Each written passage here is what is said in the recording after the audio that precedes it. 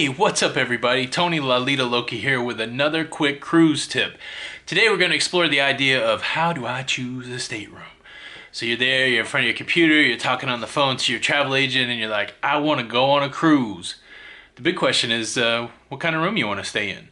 Whether you call it a stateroom, whether you call it a cabin, you have to put some consideration into what kind of room you want to stay in. So considering what kind of cabin or stateroom to book for your cruise, you've got to consider a few things. First, you've got to consider what kind of stateroom you want to stay in, and then you need to consider where you want that stateroom to be on the ship. A big part of the fun or not fun that you're going to have is really going to be based on where you locate your room.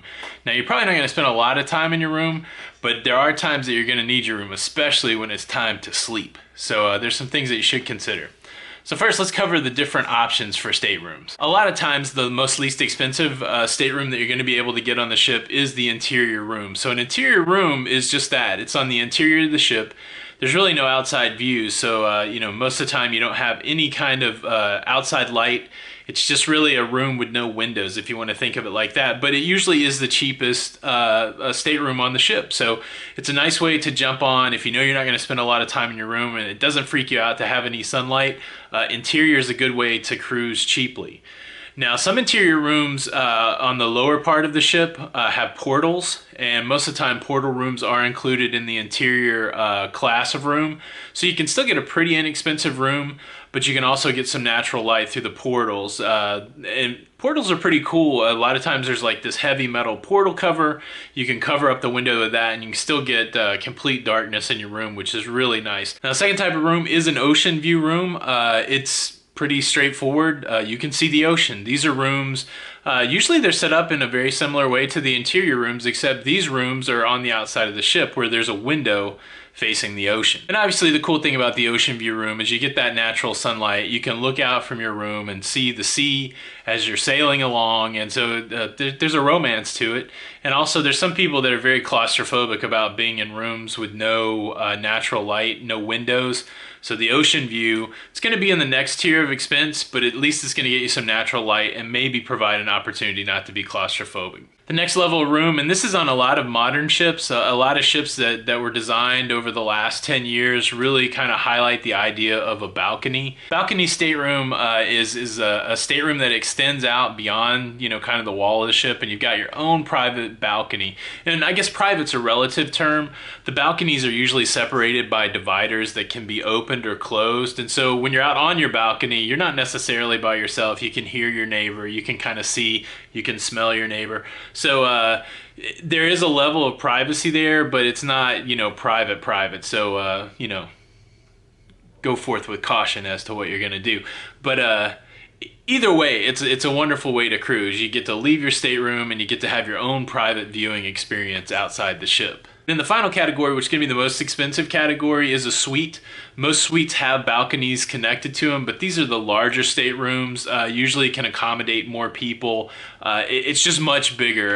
They'll have usually an upgraded bathroom. Sometimes they'll have multiple bedrooms. Just depends on your suite. But if you really want to cruise in luxury, suite is your option. So now that you've decided what stateroom option you're going to choose for your cruise, the next thing that's super important is where on the ship are you going to reserve your room. And this has multiple considerations, things that you need to think about. The primary ones for me are what's the motion like in the room, how noisy is the room, and really how far is that room from things that I enjoy doing. So how far are the amenities that I like from the room. So if we look at the first one, motion. So motion sickness is probably the #1 concern for cruisers, new cruisers. How to deal with motion sickness. Am I going to get seasick? I've been fairly fortunate. I don't get seasick. A couple rules of thumb. If you're worried about seasickness, it's best to choose a room that's in the middle of the ship and more on the lower decks. The higher up you go on the ship, more motion. And of course, if you go to the front or the back of the ship, you're likely to feel rolling and a lot more motion. So if you're somebody that's worried about seasickness, I would kind of, a rule of thumb would be to stay in the middle and on the lower, toward the lower side, the lower decks of the ship. Number 2 thing to consider when choosing your stateroom is noise.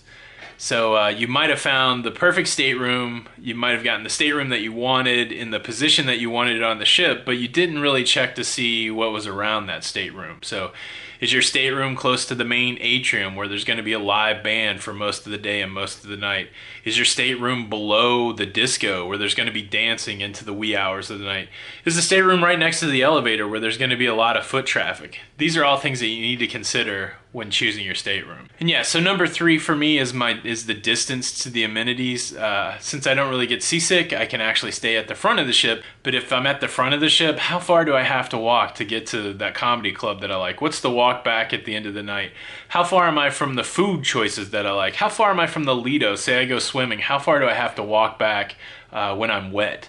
All right, so this is how I do it. When I'm booking a cruise for my wife and I, first thing I thought to think about is, what do I want to budget for the cruise? So once I've decided what type of room I want, I'll start looking at different ship maps to actually see where that room is or that room type is on the ship. So if I know I want an interior, I start looking, okay, is there interior available? What's the highest deck that there's an interior? What's close? Can I get an interior close to the buffet or to the Lido?